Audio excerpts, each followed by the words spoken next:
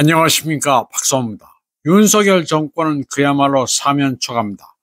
이제 그를 지켜줄 국민은 별로 없습니다. 공권력은 제 기능을 멈췄습니다.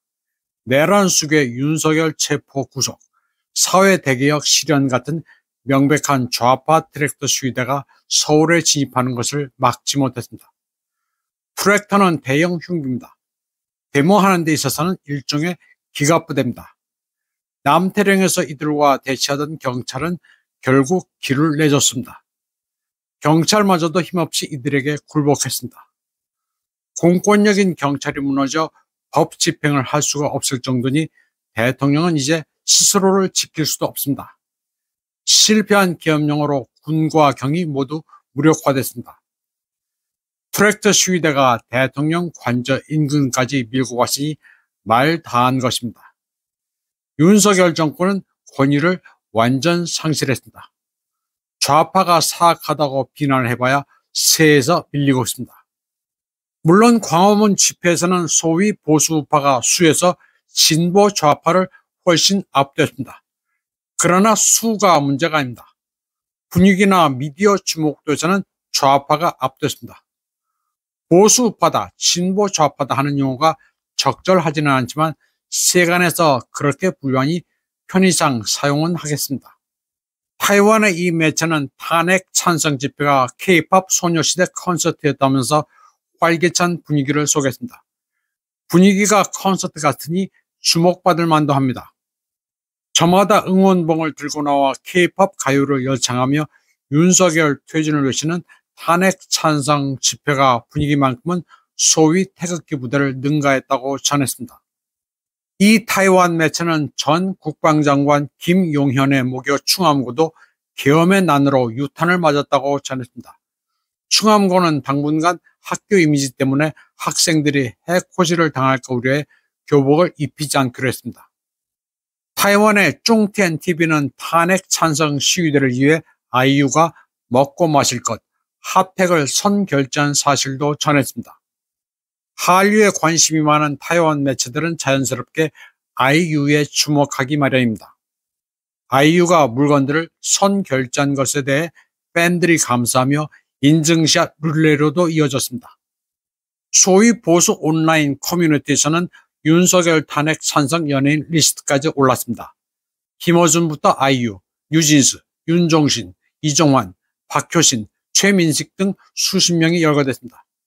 저도 개인적으로는 이들 연예인들이 마음에 들지는 않습니다.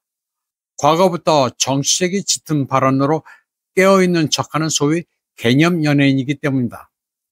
그러나 이들을 모두 적으로 돌리고 포용하지 못했던 소위 보수 우파들의 게으름도 올바르지는 않습니다. 그런데 소위 보수 우파라는 사람들은 이들을 CIA 신고해 미국에 입국하지 못하도록 하자는 캠페인을 벌이고 있습니다. 이건 두고두고 소위 보수 우파의 흑역사로 기록될 것입니다. 그런데 이는 황당한 짓입니다. 남의 나라 정보기관에 신고하자는 발상 자체가 사대주의입니다. 또 비자 발급 주처는 미 국무부지 CIA가 아닙니다. 지금 미국은 정권 교체기입니다. CIA 국장도 윌리엄 번스에서 존 레드클리프로 바뀝니다. 신고를 한다고 해서 해당 연예인이 미국에 입국하는 게 막히지는 않습니다. 가령 미 대사관이나 영사관에 테러를 저질렀거나 하면 당연히 입국이 거부되겠지만 미국은 개개인의 사상을 근거로 입국 금지하지는 않습니다.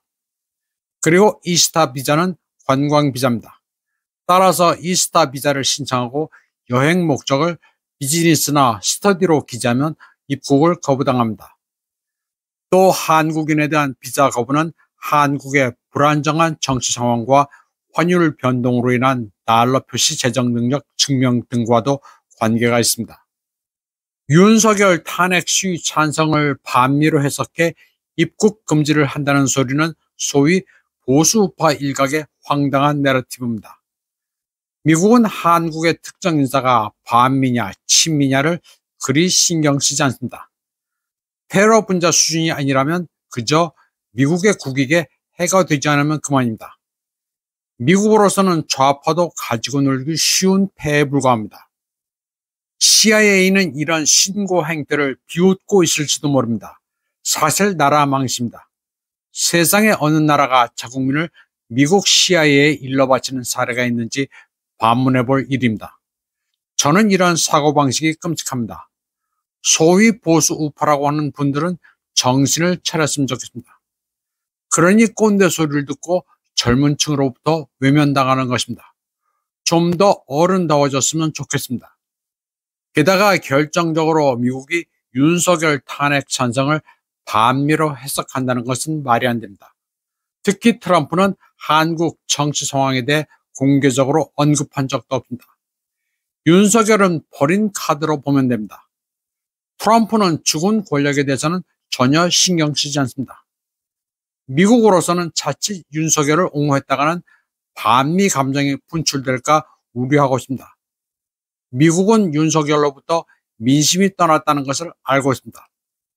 한국의 소위 보수 세력 일각에서는 조금만 기다리면 윤석열이 트럼프와 손잡고 부정선거를 파헤칠 것이라는 소리를 떠들고 있는데 다 망상입니다. 트럼프 진영은 이번 선거에서 부정선거 요소를 집중 감시했습니다. 그러나 한국의 윤 정권은 지금까지 부정선거 시비와 관련해 뭐 하나 제대로 한 게 없습니다.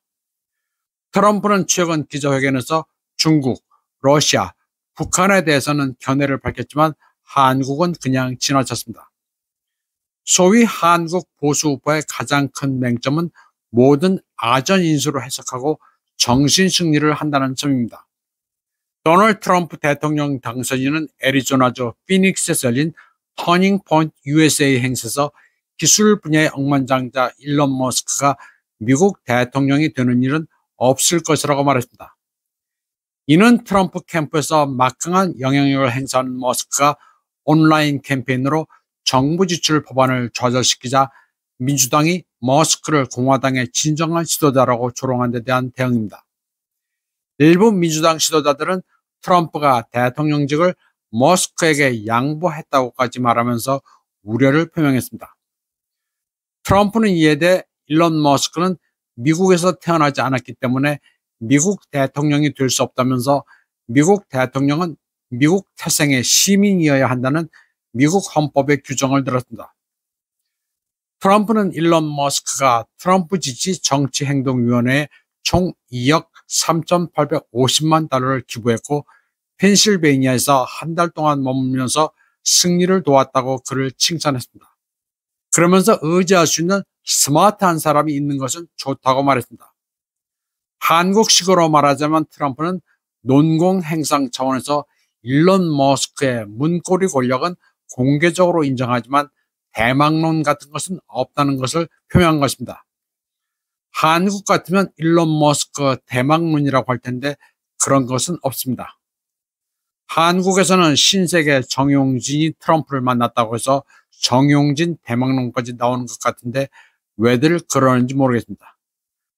그리고 제가 모르겠다, 아리송하다라는 표현을 사용하면 진짜 몰라서 그러는 줄 알고 훈계를 하는 분들도 있는데 그러지 말았으면 좋겠습니다. 이번 방송은 여기까지 하겠습니다. 시청해주신 여러분 감사합니다. 그리고 메리 크리스마스입니다.